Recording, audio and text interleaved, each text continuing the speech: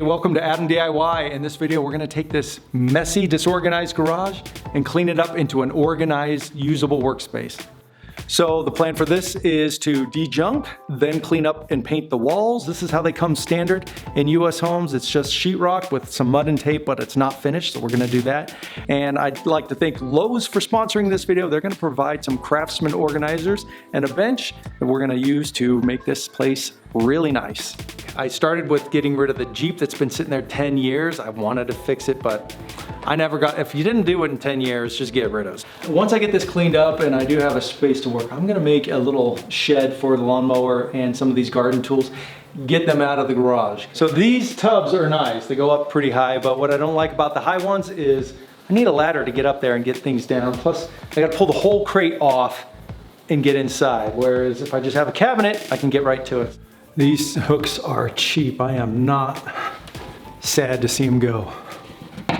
So next step is to finish these walls. You can see they did one coat of mud and then put some tape on it, and that's it. And some of the tape is peeling off, so you might have to, if you're gonna do this, put some more on. So let's repair this section here. You can see this tape came off and this is loose. Put the knife down like that. So you take regular joint compound, you want it pretty soupy, you want it really runny. I'm gonna put some on.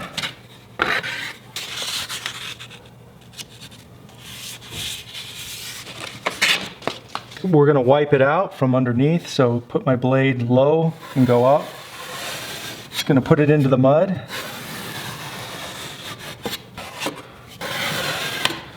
And that's basically it. If you were to just put a coat over that, even if it goes down flat, you're gonna see it bubble up later on. So you gotta fix stuff like this. So when we smear it on, you can see if I put the blade down, you can see the light coming through there. There's a dip. We have to fill that in like that with compound.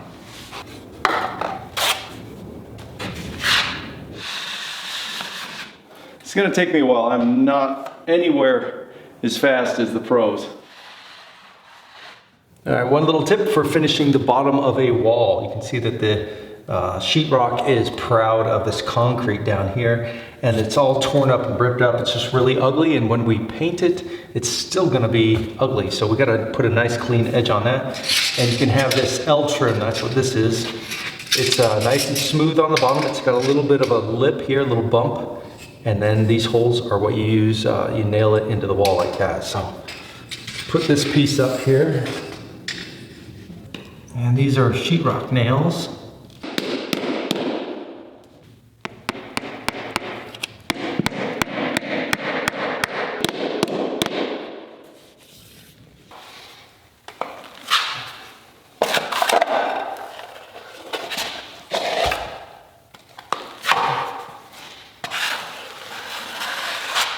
This is a lot, huh?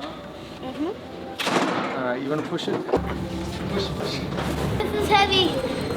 Yeah, you're doing good. If you're using a hopper, one of those spray texture guns, or if you're doing it this way, you really need to mix this and dilute it with a bit of water. Not much.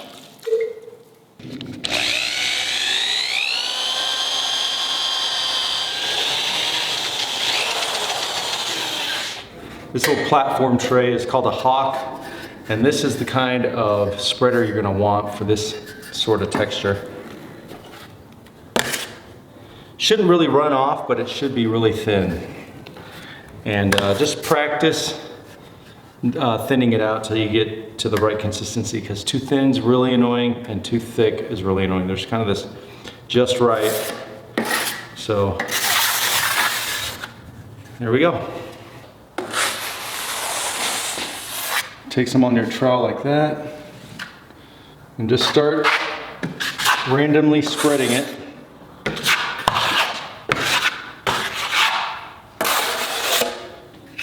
You're gonna get these air bubbles. Try not to introduce too much when you're mixing.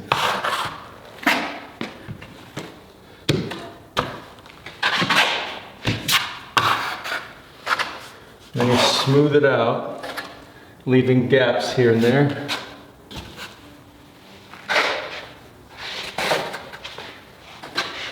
And if you get some high ridges, try and eliminate them, but Most of those you can sand out later if you are struggling with it. And I'm no pro at this. The guys who do this for a living really go quick and do a good job. But I'm just showing you how it's done. That's it. I recommend getting this kind. It's better than the one that's a little bit cheaper. A little cheaper one, the handle will break off after a while. This one has a metal connection.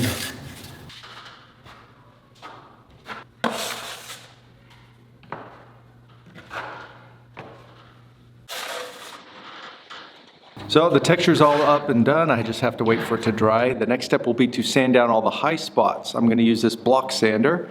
It's a sponge with sandpaper. It really helps for the corners, one of these. And this pole sander here has, a swivel head and a replaceable sandpaper, which really helps for getting up on the ceiling, and it saves a lot of moving your arm around. You can work a lot faster with one of these.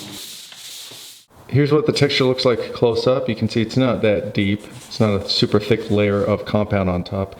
There's the drywall below. So this stuff should work pretty well. What this will do, it won't make it as blotchy in the final coat.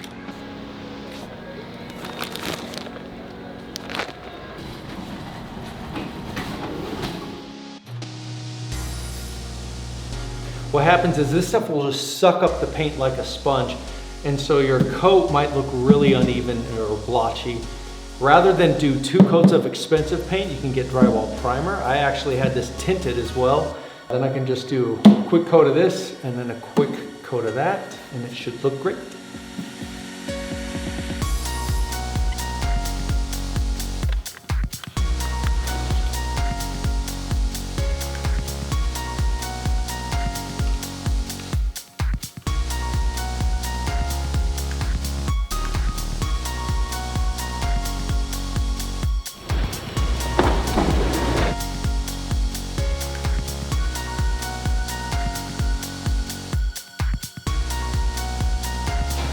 And we're gonna grab one of these. All right, so we've got 2 of these rail systems for hanging things on the wall. The storage cabinet. And last, this 6-foot wide wood top workbench.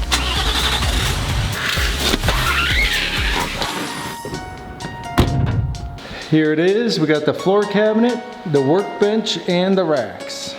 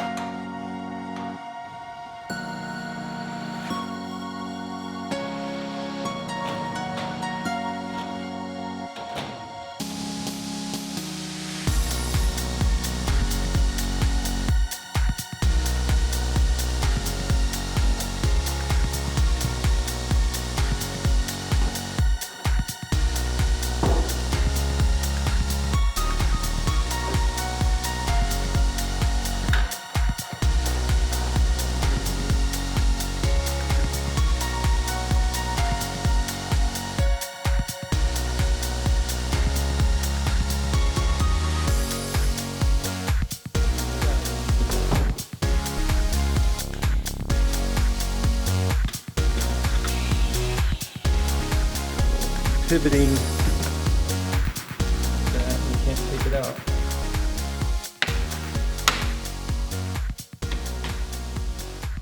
You can see you got a lot of options, and you can move things around really easy if you want. I really like it. Take a quick look at these. This wood top is solid. You can see the end grain there. And it has a very nice finish to it. Actually, the box says it supports over 1,400 pounds. I don't know what in the world you'd put on there that heavy, but it's about 4 inches higher than a regular kitchen countertop. So countertop would be about right there. It does give you a lot of extra space in there for storage. You can put maybe a shop vac, shop stool, garbage can, things like that. And it's got this backsplash here that stops things and screws and drill bits and stuff from rolling over the edge. It's pretty sturdy, doesn't really wobble or anything like that. And now a quick look at the cabinet. It's 32 inches wide, and these doors, if you look on the inside, have the same holes that pegboard has. So you could use those pegboard hooks all the way up and down so you can hang things on the inside of your cabinet. And then there is holes here so you can put power in here to charge things or whatever you need. There's a couple of them, another one down there. It does have a lock and key, and this closes magnetically like that. So you can lock it up and keep your stuff safe. So that's going to be it for this video. If you guys have any questions for me, go ahead and leave them in the comments section and I will do my best to answer. I'll put the links to these items in the video description. It'll take you to Lowe's website. So if you want to buy these, you can do it right through there, or it'll give you details if you have questions about dimensions or whatever I didn't cover. And I got to say, I'm really happy now to have a good looking garage, somewhere that I actually want to be in. Bench is great, it's a nice height, it's got a lot of width so I can put tools down and still have my projects out at the same time that I'm working on. All the tools and everything I need can be fit in the cabinet right next to it. And the rails there, I only put up one. I'm not sure exactly where I'm gonna keep everything yet. I'll probably put the other three somewhere above that, keep everything in this corner so that the rest of the garage stays nice and open. I wanna keep it clear in here. I do have stuff still here. I got stuff above the garage door, and I kept my trailer, and there's ladders in here. But all the gardening and the bikes and stuff are gonna be outside in sheds. So hopefully this has been of help to you. Again, if you have questions for me, leave them in the comments, and I will see you guys next time. Take care and have an awesome day.